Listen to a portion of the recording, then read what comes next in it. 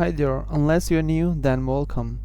Today we are discussing future indefinite tense. Future indefinite tense দিয়ে আমরা ভবিষ্যতে কোনো একটা কাজ করব সেটাকে বোঝায়।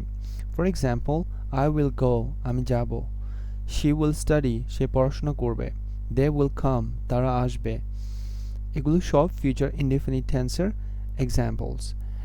And এটার স্ট্রাকচার হচ্ছে সাবজেক্টের পরে will or shall বসবে, then ভার্বের বেস ফর্ম বসবে।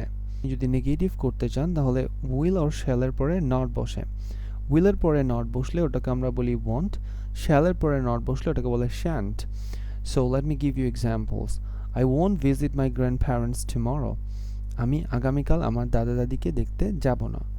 Or they shan't help you with your homework. তারা তোমাকে তোমার বাড়ির কাজে সাহায্য করবে না। ইন্টারোগেটিভ করার জন্য জাস্ট shall or will কে সাবজেক্টের আগে নিয়ে আসবেন।